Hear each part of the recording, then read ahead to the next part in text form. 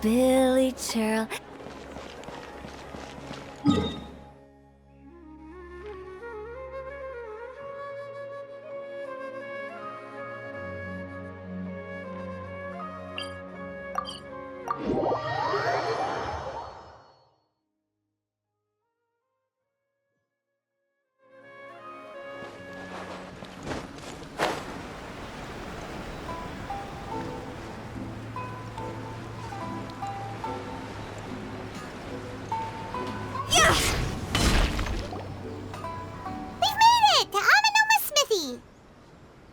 Ah, it's been a while. Of course. Go ahead. Oh. Now there's a question I wasn't expecting. Very well. I'll tell you what I know once more. The once renowned Raiden Gokaden, comprised of 5 branches. Amenoma, Futsu, Ishin, Hyakume, and Senju. The art of forging practiced by these 5 clans was first taught to them personally by the almighty Shogun. Over time, the 5 branches diverged from one another as generations of bladesmiths honed and perfected their craft until they became 5 distinct traditions. Most of the great swordsmith clans of old have since fallen into decline, and for a long time, only the Amenoma branch kept its art alive. But fortunately, Kaedehara Kazuha recently returned to Inazuma and took up the mantle of the Ishin art. Now, 2 clans remain of the original Gokaden 5. If my memory serves me right, you yourself were present when he forged the Ishin blade. Oh yeah, we were! Paimon remembers that now. We learned a bit about the decline of the Raiden Gokaden then, too. It seems like such a shame. That, my friends, is a tragic tale indeed. In fact, this was not made known to me for most of my life. All these years, I knew of those great clans' demise, but never the cause. Only recently, when the question was on my mind, did I ask Kaedehara Kazuha about this. He told me that, as we are both heirs to a branch of the Raiden Gokaden, it was right that I should know the truth. There is no harm in telling you, but I must warn you. It is a dark and sorrowful tale. The Raiden Gokaden were the targets of a murderous rampage by a vengeful bladesmith. Vengeful? Why? 400 years ago, so I'm told, there was a catastrophic malfunction in Tatarasuna's furnace. One brave swordsmith heard the commotion and chose not to flee, but he rushed to the scene, hoping to prevent a disaster. Tatarasuna was home to a state-of-the-art forging and smelting operation in that day, and overseeing it was the armory officer. His surname was Niwa, though he had family ties to the Kaedehara clan. Knowing that they had just one chance to save countless lives, Mr. Niwa and the swordsmith leaped together into the furnace. The furnace quickly stabilized, but neither of them made it out. The smith's death, though heroic, dealt a devastating blow to his family's fortunes. His orphaned son was left to fend for himself, and grew up deeply resentful at the world. In his heart, the whole of Inazuma was culpable in his tragedy. He hated the almighty Shogun for her apparent indifference towards his father's death, and he hated everyone who had done nothing to try and save him. Powerless and destitute, the only legacy he had to pass on to his children was his hatred. Generation after generation bore this grudge, living in utter misery. Alas, if only the story could have ended there. But 100 years ago, the then head of this family reached the end of his wits. He could bear their fate no longer, and yet he could do nothing to change it. Finally, he made a drastic decision to take revenge on the Raiden Gokaden. In doing so, he sought to vent his pent-up anger and shake the very foundations of Inazuma's forging industry. In his fury, he murdered indiscriminately, killing even bladesmiths from the Hyakume clan which he belonged to. His goal was absolute, the devastation of all of the Raiden Gokaden. But when he came to the Kaedehara and Kamisato clans, his killing spree came to an abrupt end. He failed to catch them unawares. They fought back fiercely, and they did not spare his life. That is why the Kaedehara clan and their Ishin art survived that day. I suppose they were the lucky ones, under the dire circumstances.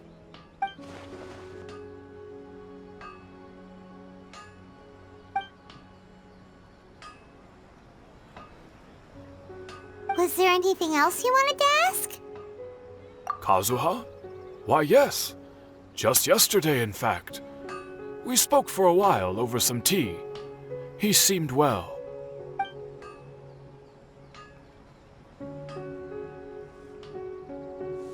My pleasure. Don't tell Paimon. There are other places you want to visit too, right? Your expression says it all. You can't hide anything from Paimon. On to the next stop. Lead the way, traveler. Paimon will be right behind you.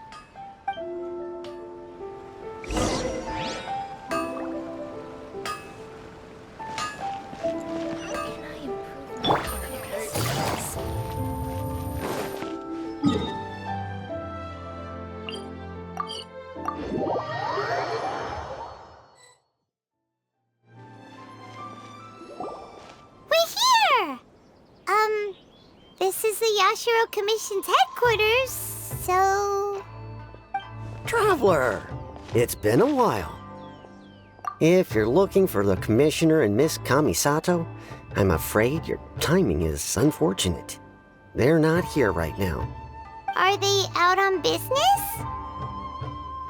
The Commissioner is out on business, and Miss Kamisato is standing in for some meetings in the Commissioner's place. If it's urgent, you're welcome to wait inside until they get back. What do you think? Shall we go in?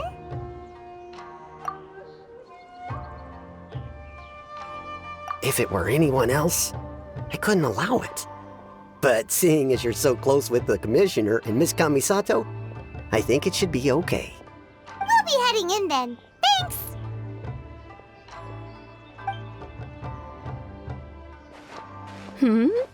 Hello, dears.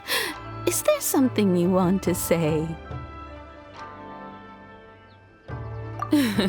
Of course, traveler.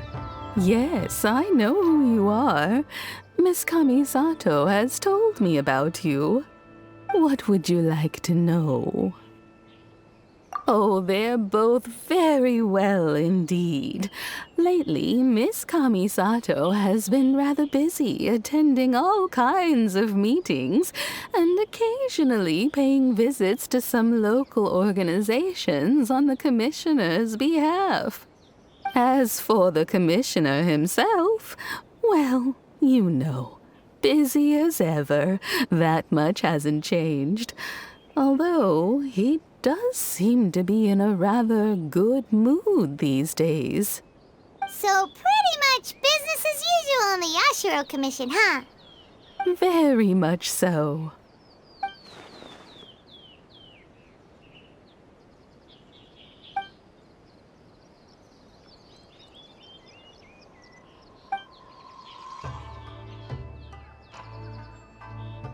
Well, got any more questions? You're very welcome. In fact, I would love nothing more than for you to come and visit more often. But I'm sure you must be far too busy to have time for that. Miss Kamisato talks about you all the time. She seems so thrilled to have you as a friend, and she's always saying how talented you are and how much she admires you. I must say, many things in Inazuma seem to have taken a turn for the better since you arrived here. So you're not just Miss Kamisato's knight in shining armor, you know. You're a hero to us all. I mean it. Whenever the commissioner dines at home, Toma always joins him. I always find myself at my most relaxed when I'm serving the two of them and listening to them chat away. The commissioner has such a busy schedule that he doesn't always have the chance to take his meals at home, but given the opportunity, he always prefers to dine here. They say it's because Toma's a much better chef than most. Oh, the commissioner is so fond of home comforts.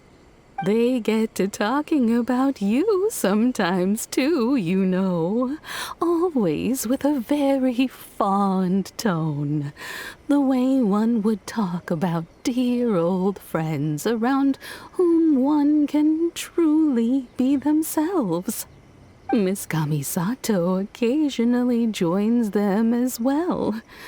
Whenever the whole family gets together and they start talking about people they've met and experiences they've had, you always get a mention. It's been many years now since the late Mr. and Mrs. Kamisato passed away. Much has happened in the Kamisato clan in that time. As someone who is old and gray enough to have watched their son and daughter grow up, it makes me so happy to see them meet a dependable friend whose company they enjoy so much. So, in the future, if you ever do have the time, please know you are always very welcome at the Yashiro Commission headquarters. There will always be at least one old lady who would be delighted to have the pleasure of your company. Wonderful. Thank you. Paimon likes it here too! Also, you were saying something about the food here being really great. Paimon's itching to try it. We may just have to invite ourselves around for dinner sometime. Paimon meant we should come pay a visit again real soon. Ideally around dinner time. Of course. You're always welcome. Alright, goodbye for now. Where are we going next? Great! Goodbye, ma'am! Don't worry, we'll see ourselves out. All right, then. Take care now. Hope to see you soon. Oh, are you two leaving already? Yep, everything's taken care of now. Don't worry. Very well. Safe travels. Goodbye.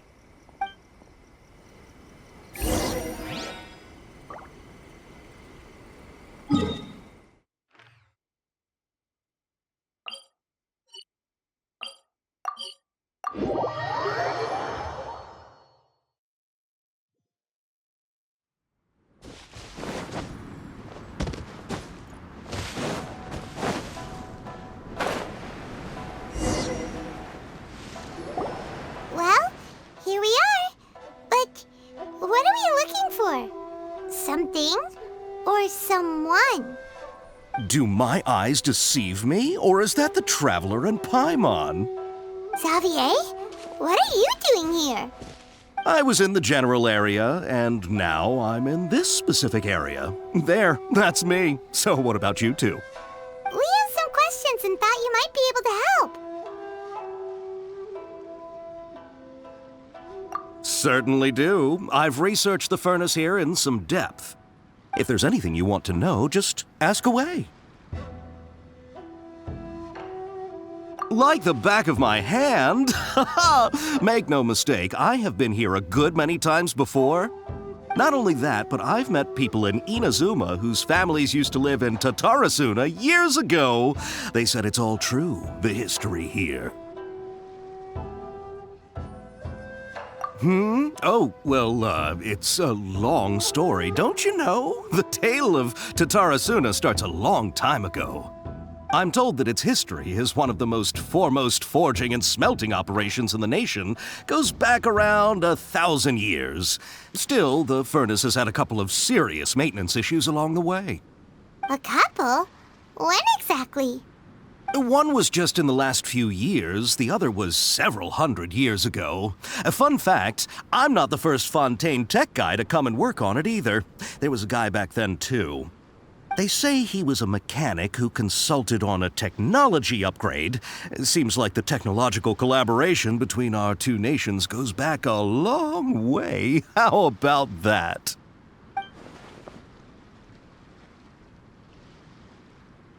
Hey, weren't you gonna ask Xavier something about Tatarasuna? Come on, ask already. Oh, I didn't realize you two were here for a history lesson. Me neither. Paimon doesn't know what's gotten into this one today. Feels like we've been preparing for a history exam or something.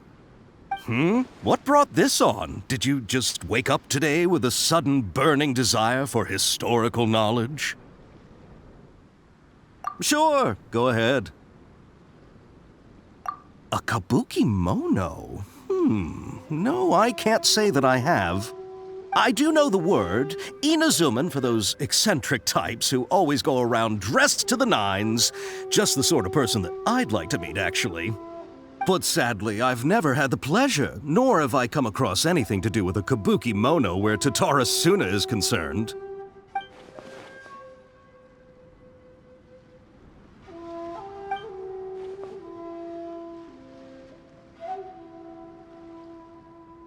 Of course! Don't mention it. Oh, we're leaving? Okay, bye, Xavier. Oh, you're most welcome. More than happy to help. Farewell. Looks like you got all the information you're looking for. Sure, but what's up with you today? Whatever it is, it seems like it's really troubling you. Keep your smile, Spinal Crocodile. No matter what happens, Paimon will always be there for you. Come on, you gotta keep it together. Why don't you grab something to eat? You can't go facing life's challenges on an empty stomach. All right, let's head off and go meet Nahida.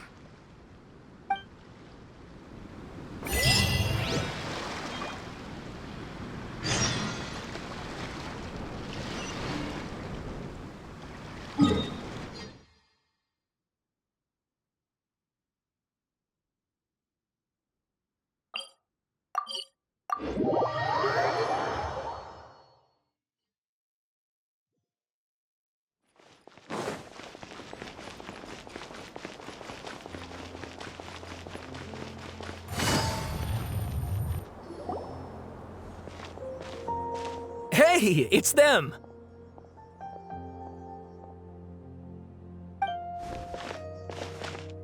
Akaba, Sawada, you're still here?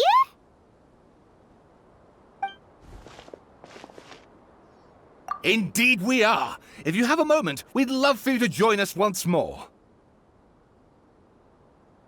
We have time. What do you want to talk to us about? It's the same topic we discussed last time. Obviously. Still looking for more info about Tatarasuna, huh? Should we join them?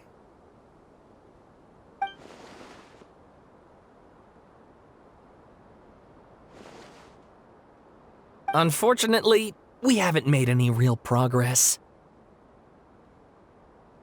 Huh? Oh, of course.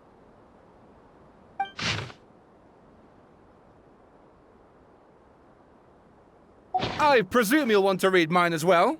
Here.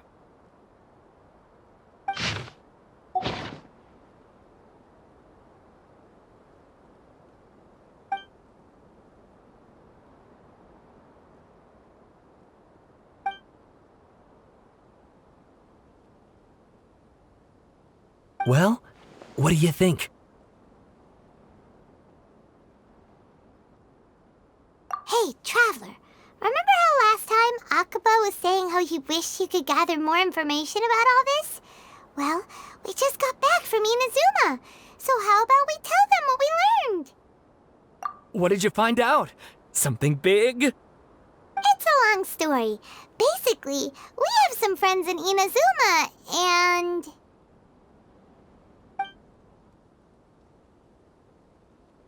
Wow, so many new details. Thank you so much for sharing that with us. Well, well. So it all comes down to one man's desire for revenge. Huh. You heard this from a member of the Arminoma clan, you say? Then I guess it must be true. Ugh. So there's no ghost story here after all. This new information actually lends further credence to my hypothesis. Evidently, swordsmiths were seen as having an incredibly prestigious role in society those days, to the extent that harming them was conceived of, at least by the perpetrator, as a way of exacting revenge against those in power. Yes, okay, point taken, you were right. But that doesn't mean I can't carry on with my novel. And they're back at it. These guys are really into this. Oh, so sorry. Look at us, prattling on about our projects and ignoring you. Thank you so much for the information. You're welcome. See ya. Keep us in the loop if you find out anything else. Will do.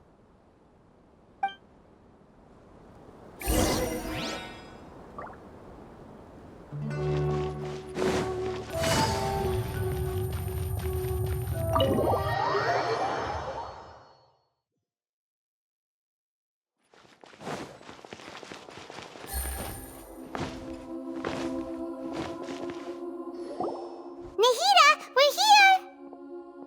Traveler, Paimon, how have you been? Ugh, where to start? Paimon hasn't had a moment's rest this whole time. That night, we ended up chatting and chatting until suddenly the sun was up. And then he decided he wanted to go to Inazuma. The balladeer? It sounds like some kind of code name.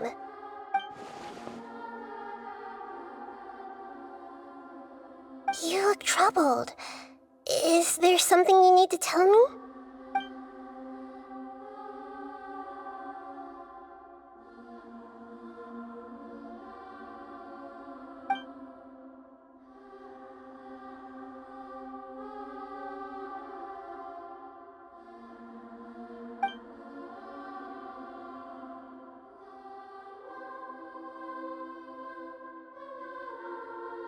Traveler?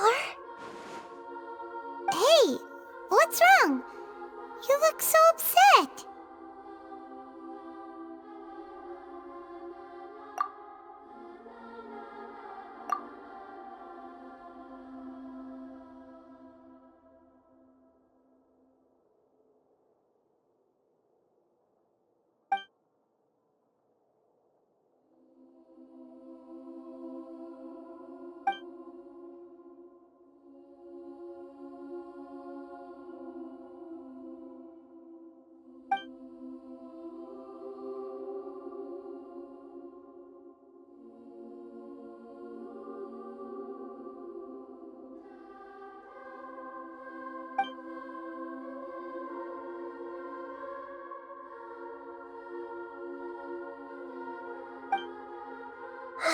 That's quite a story. So, this puppet known as the balladeer erased himself from Irminsul, hoping that he could change the past. But how was he even able to do that? As the Traveler said, He very nearly became Sumeru's deity. Admittedly, I remember it a little differently. I don't recall finding anyone inside the machine after we defeated it. Nevertheless, it does make sense. If someone were to successfully erase themselves from Irminsul, the world would change to reflect the new reality. So, you believe this person really existed, and we just don't remember him because... well, because he literally changed the world? Yes. Theoretically speaking, it is possible to do this. But I'm struggling to imagine the kind of person who would dare go through with it. The Traveler comes from a world beyond Tevat. That's why there's no information about him in Irminsul, and it also explains why any changes to Irminsul wouldn't affect him. So if there's anyone in the world capable of retaining memories from a past that has been rewritten, it's you. It's quite incredible when you think about it. Paimon's having a hard time understanding this balladeer guy's motivations. Why did he do it? I can only make inferences based on the information we've been given. As for what kind of person he was, only you remember that.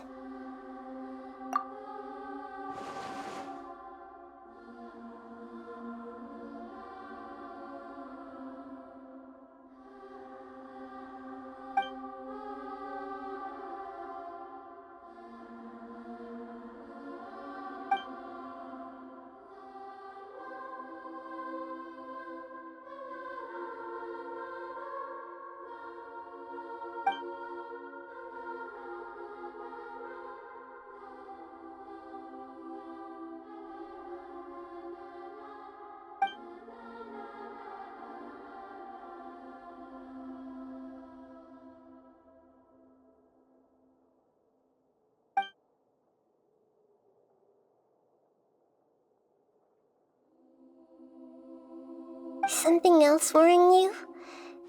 Something that you can't share? It couldn't change the fate of the ones who had died, right?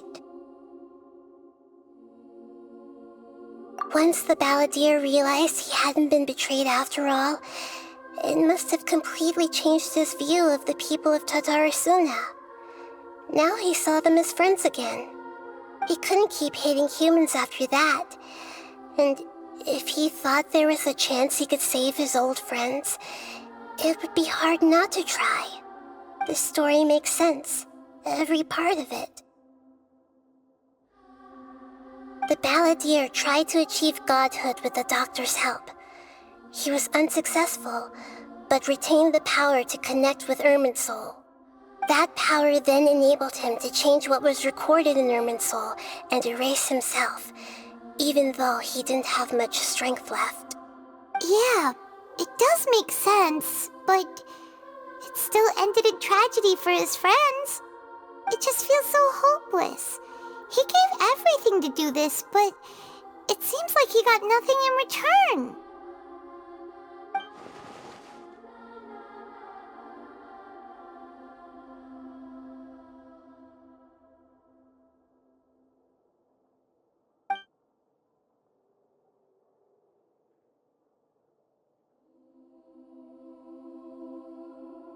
Please wait a moment.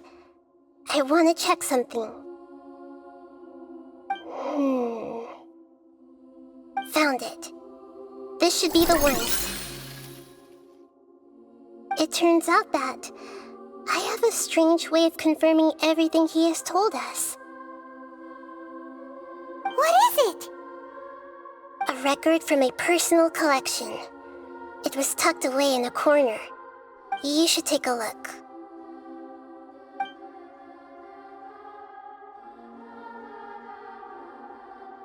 Is this a fairy tale? Who wrote it? I authored this record myself. Huh? You wrote a fairy tale that somehow has something to do with the balladeer? When combined with the traveler's narrative, it's clear that this story is an allegory. Everything in it is a symbol for something else. Hold on. So this record survived from the past? Yes. Any information about the balladeer or the kabuki mono in other records will have been changed. But I wrote this story in a way that means it was left intact.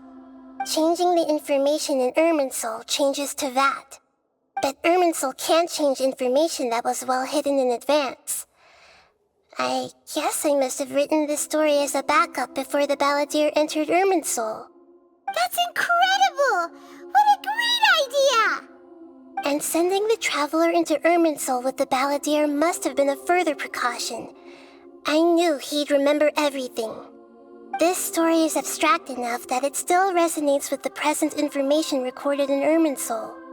But if we connect all the different pieces together, the true story that emerges is the one he told us, the now erased life of the balladeer.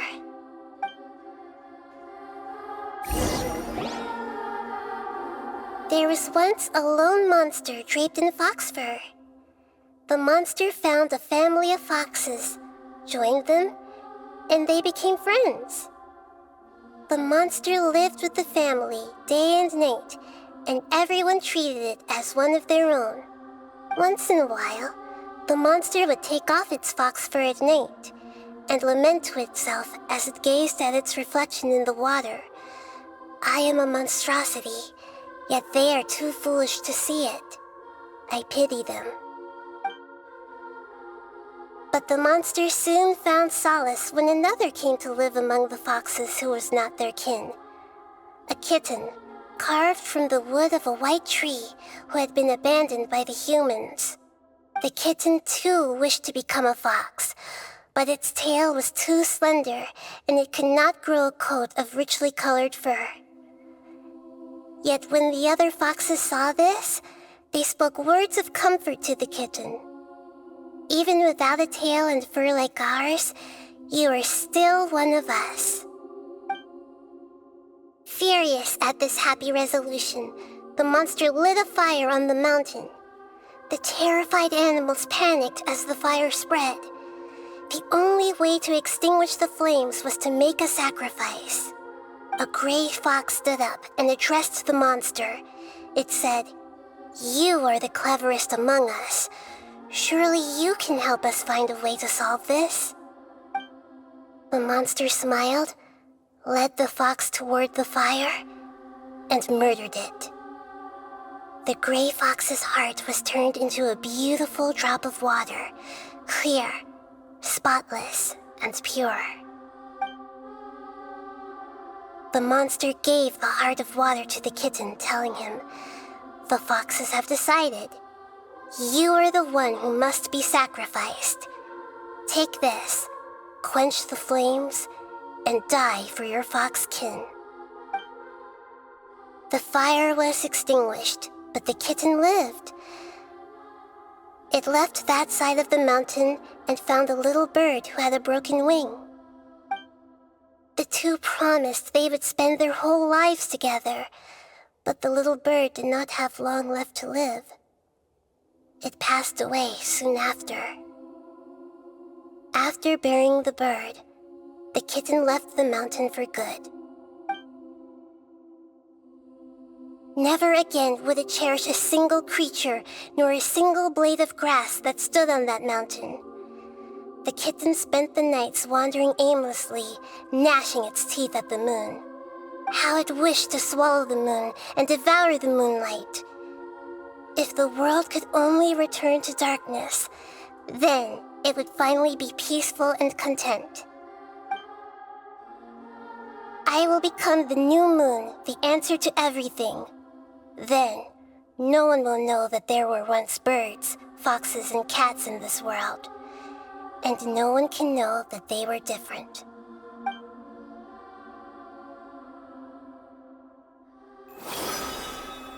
We solved it! I remember now. This is not just the balladeer story. It is his very own memories. I made a backup so that it would be preserved no matter what happened. To become a god, he was experimented on and modified countless times. It was brutal torture, and the only reason he was able to survive is that he was a puppet. This memory was extracted from him by the scholars. Presumably, they kept it to have something to defend themselves with. Creating a deity was just the first step. Some of them wanted to be able to control it. That's why they backed up his memory for later use. I buried it deep inside one of my own dreams, and then hid it inside an allegorical story so that it wouldn't be altered. It's hard to believe that this person really existed, let alone that he tried to get rid of us on more than one occasion. Paimon has no memory of him at all. He completely vanished like a puff of smoke. The balladeer agreed to help me look for information about the Descenders, and although he was unsuccessful, he still helped you. Before he vanished, he confirmed an important detail, that Conria was where your twin first came into this world. We still don't know how the change to Irminsul will affect the senior ranks of the Fatui, but in all likelihood, they won't even remember their own Harbinger. It sounds like Paimon wouldn't like this guy a whole lot if he was still around. But still, Paimon doesn't like the way it all ended that much better. This is why wisdom alone cannot answer all our questions. We look, we see, and we comprehend, but the question still troubles us. So the answer is not everything.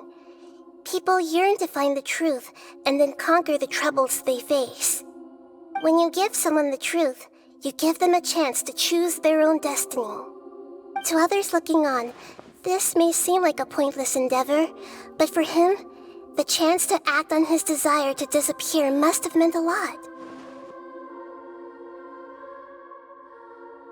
Never forget that even when we walk beneath dark clouds along a road filled with suffering, the light of wisdom is always there, guiding us toward a better destination.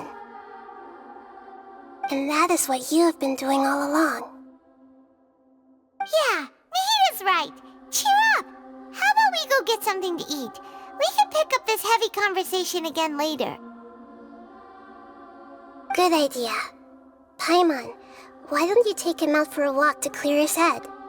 You got it! Come on, Traveler! You need to get out of your head for a while. You'll feel much better after taking a walk. Let's go get a snack from one of the stalls in the Grand Bazaar! That'll be sure to lift our spirits. It must be really tough being the only one who remembers all that. But Paimon's always here to help cheer you up.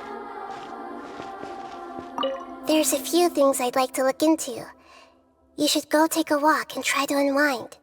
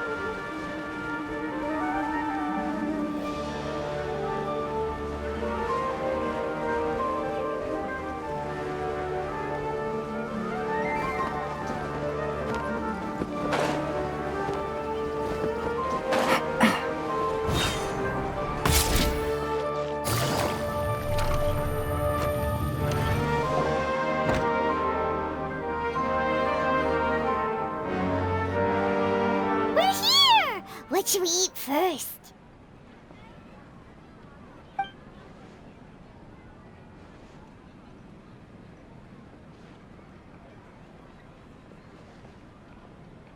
Hey, are you gonna answer or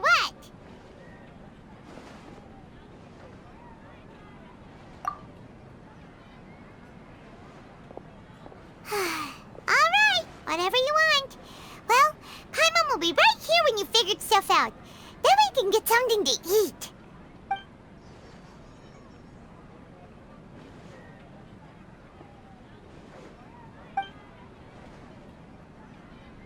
What is it? Have you figured it all out?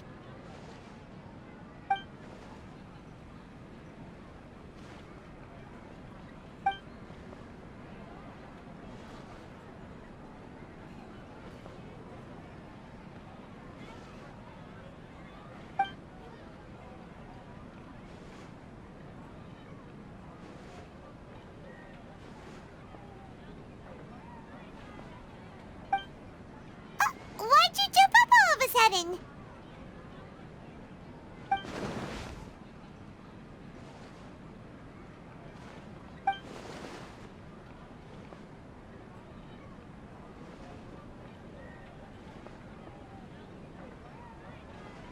Excuse me, boss. There seems to be a small problem with the last bill. Look, here.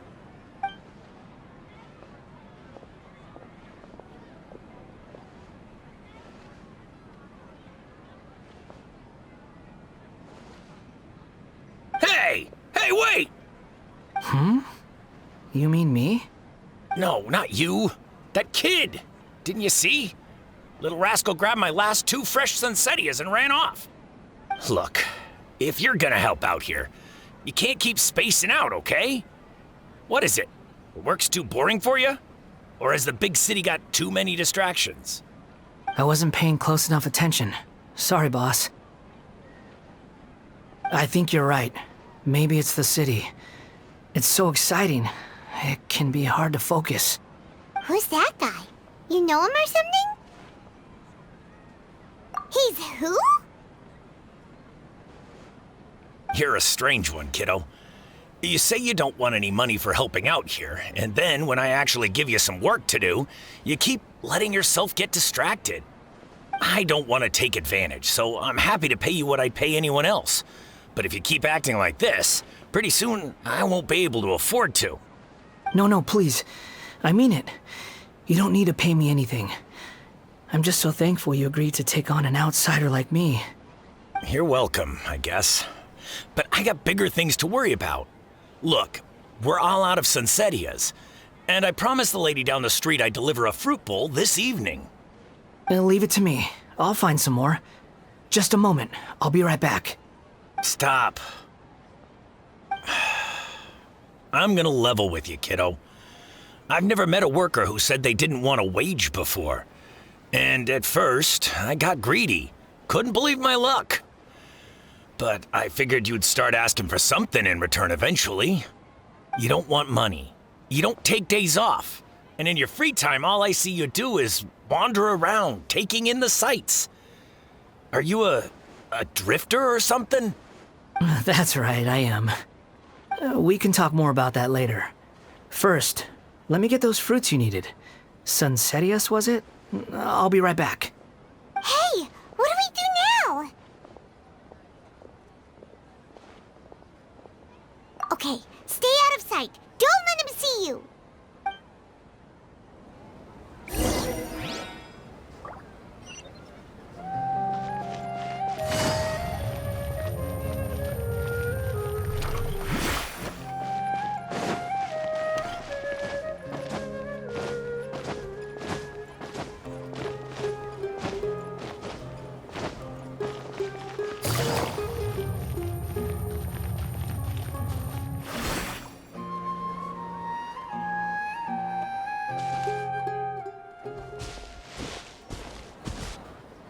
Yeah, this'll do. Even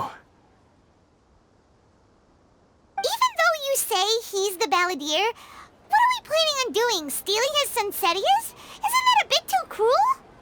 Oh, all right. This should be enough.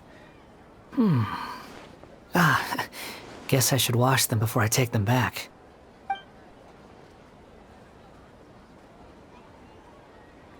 Huh? You two over there. Is there something I can help you with? He spotted us! You've been following me all the way from the city. I'd have to be blind not to notice. Have we met before? No, we haven't met. But you know me? I have no recollection. Are you absolutely sure? Sorry, but I just can't take your word for it. A puppet? What makes you think that? Huh? You were right! The look on his face! I guess you do know me after all. That is not something I share with a lot of people. Look, I'm just a wanderer.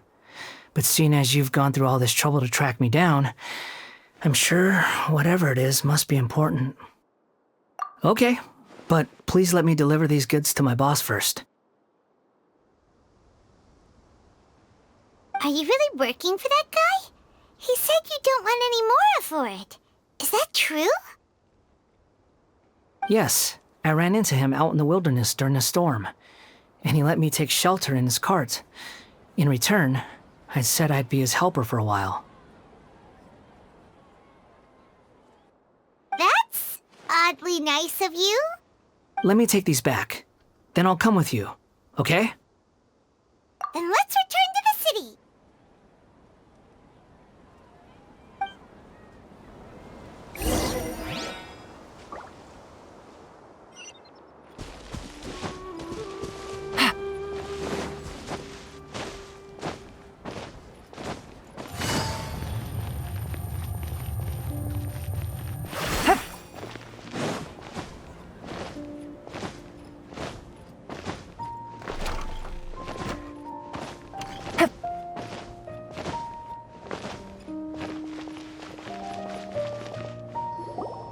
Here you go, boss.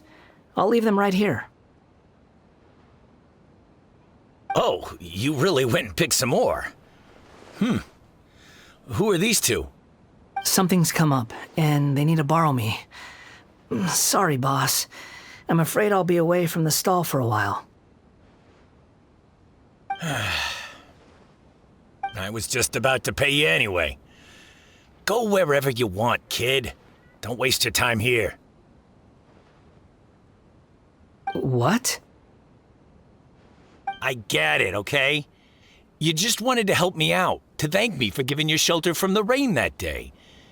Even then, I don't understand why you're so adamant that you don't want any pay for it. But look, it was pouring down, and there you were, sauntering along without a care in the world, like you had nowhere to be and didn't even care that it was raining. Imagine you were me for a second. It's a little weird, right? Why is this guy traveling during a rainstorm if he's not trying to get somewhere? And why is he taking a shortcut through the open country if he's not even in a hurry? But anyway, taking you in didn't put me out even slightly. You don't owe me a thing for it. Certainly not all this. Your time is valuable. You know, you should go live your life. But I don't...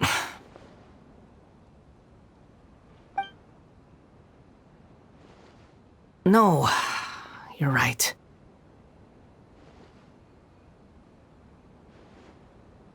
Then I suppose this is where we say goodbye. Thank you again for taking me into the city. Don't mention it, kiddo. I've run into all kinds of characters over the years. I just hope you find your path. Thank you.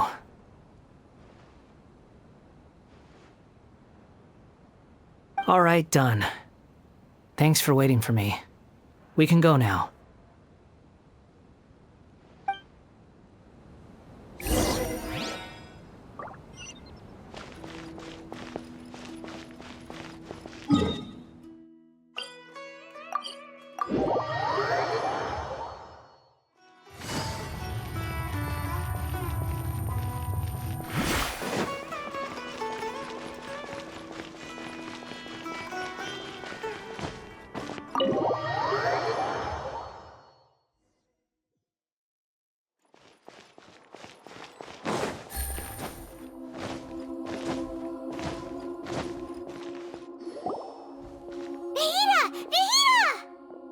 What's wrong?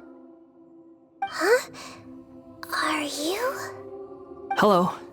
I do apologize for the sudden intrusion. We found this guy in the street, but he doesn't seem to remember anything. So, yeah, quite an eventful walk.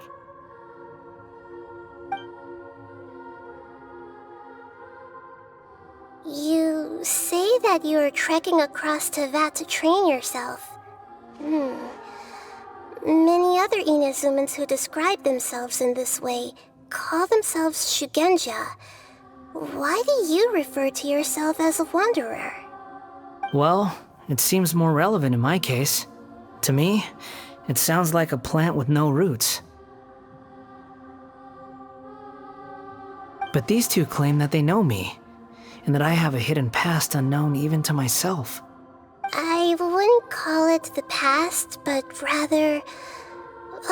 this is a difficult one to explain. I don't like to rely on using terms like this often, but in your case, it seems that it ought to be called previous incarnation. Oh, like a past life or something? Yes, something far more distant than the past. So far away that you cannot perceive it. Okay, I have to ask. What was I like in my previous incarnation?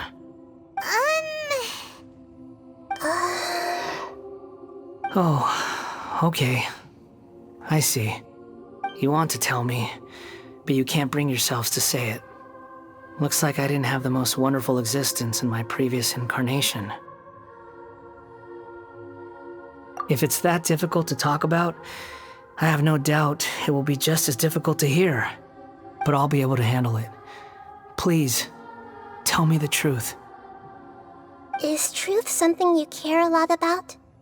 Yes. Then I'll be straight with you. In your previous incarnation, you did many things that would be considered evil. You nearly died because of what other people did, and many died because of you. As a non-human being, you hated gods and humans alike. You drifted from place to place, never able to settle, even where you found status and identity. You adamantly believed that you were missing a heart. Actions rooted in persistence sometimes bear bitter fruit. Sometimes, you have to let parts of yourself go, or you'll never be happy.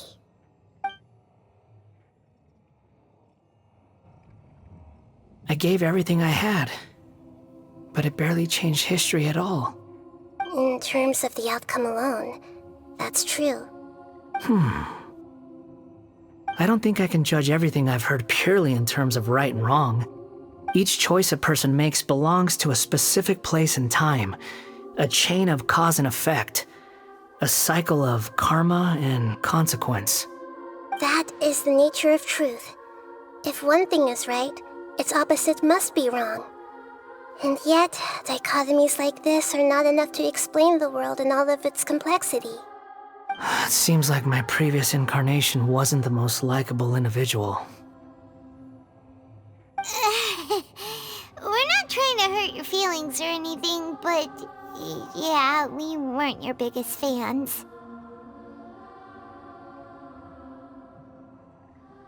If we were enemies, why are you trying to help me find the truth?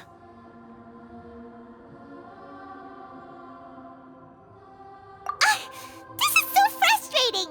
This guy's supposed to be our arch enemy, but now he's just some random stranger we met on the street! He's got so much to answer for, but we can't make him talk because he doesn't remember anything. What a weird situation. Lesser Lord Kusanali, as the God of Wisdom, I trust that everything you told me must be true.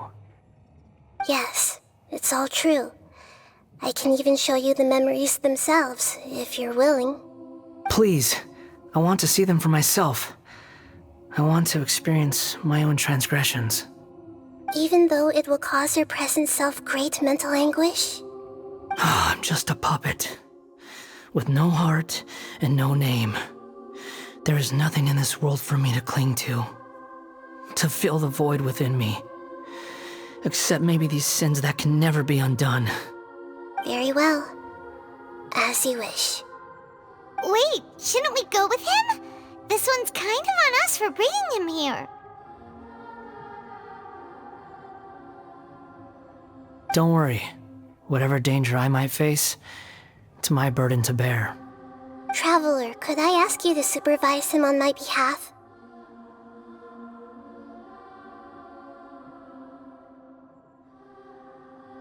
Oh, good point.